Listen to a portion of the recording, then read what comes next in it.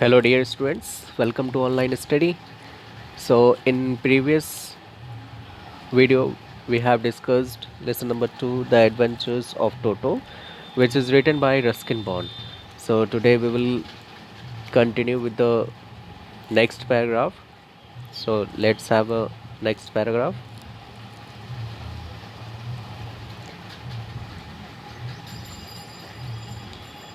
His presence in the house is still a secret. Toto was now transferred to a big cage in the servants' quarters where a number of grandfather's pets lived very sociably together. A tortoise, a pair of rabbits, a tame squirrel, and for a while my pet goat. But the monkey wouldn't allow any of his companions to sleep at night. So grandfather, who had to leave Dehradun next day to collect his pension in Saharanpur, decided to take him along.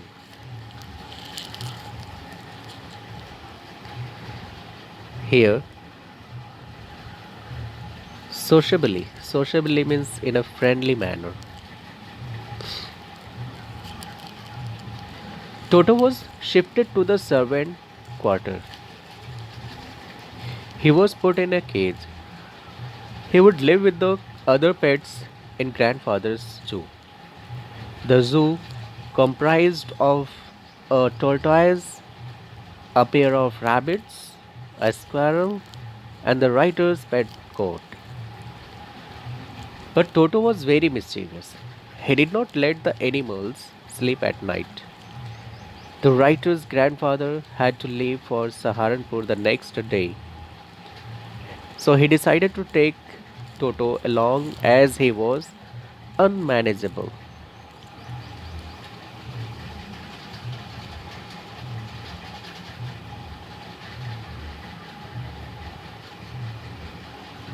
So, unfortunately, I could not accompany grandfather on that trip.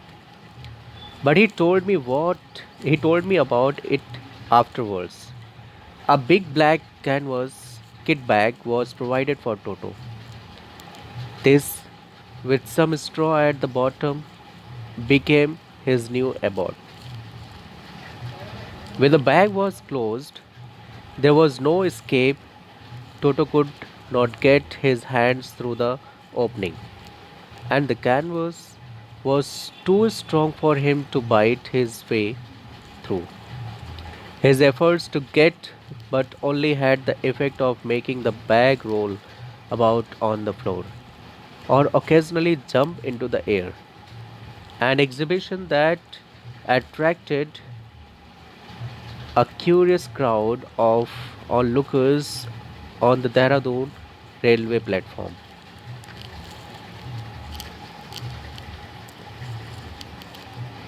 So here, this abode means home. The writer was disappointed as he could not accompany his grandfather and Toto on the trip. His grandfather narrated the happenings of the trip to him later. He had got a special bag for Toto. It was made of a strong material, canvas. He placed some dry grass at the bottom of the bag.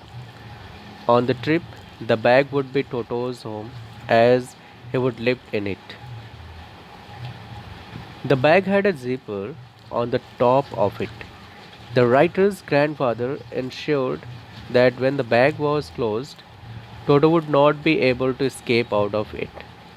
Neither could he come out of the opening as it was closed with a zipper, nor could nor could it bite the strong canvas material in order to run away.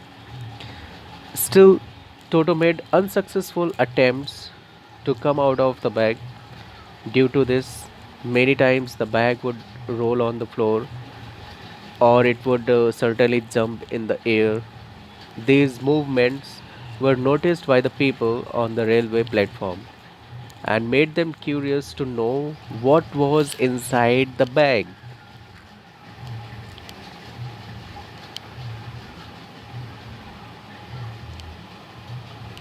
Toto remained in the bag as far as Saharanpur.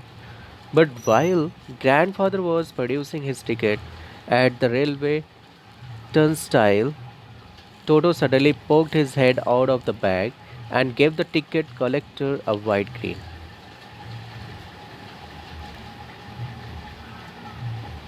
Here turnstile means a mechanical gate consisting of revolving horizontal arms fixed to a vertical post, allowing only one person at a time to pass through. So here Toto remained secured in grandfather's bag till Saharanpur. At the Saharanpur railway station, the writer's grandfather was taking out his ticket to cross the turnstile.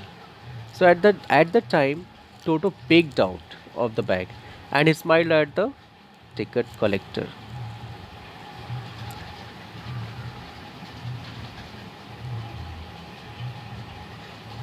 The poor man was taken aback, but with great presence of mind and much to grandfather's annoyance, he said, "Sir, you have a dog with you. You will have to pay for it accordingly." Here, annoyance means to anger someone. The ticket collector was astonished to see a monkey in grandfather's bag.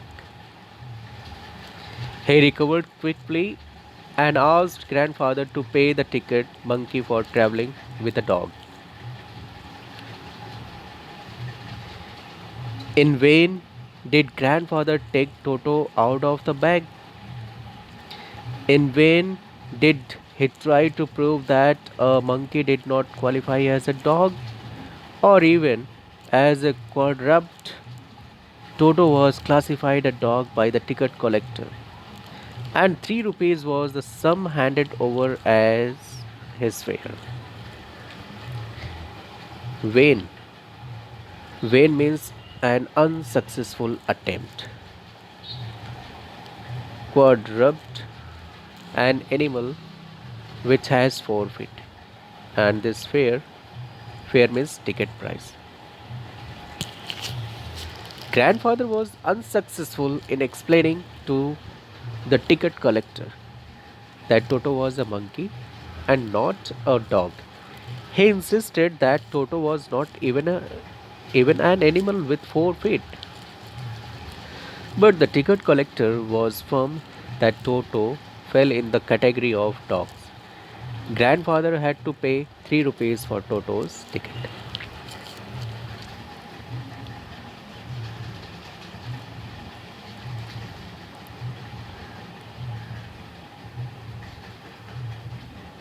Then grandfather, just to get out, just to get his own bag, took from his pocket our pet tortoise and said, "What must I pay for this?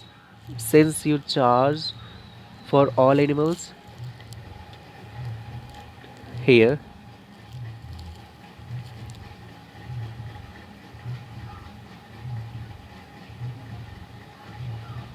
To get his own bag, it is a idiom, means to take revenge.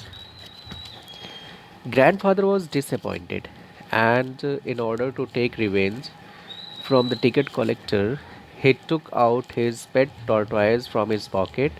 He asked if he was supposed to buy a ticket for it too.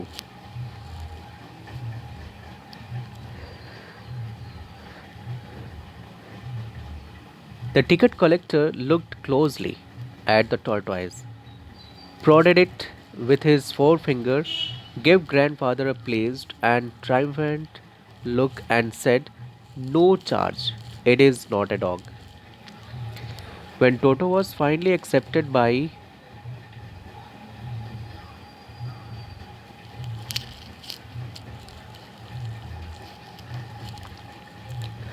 okay, prodded means pushed. This prodded means pushed. The ticket collector took a close look at the tortoise, posed it slightly, and announced that grandfather was not required to buy a ticket for it, as it did not fall in the category of a dog. So, my dear students, in next video I will explain the next paragraphs. Till now, thank you so much. Have a nice day.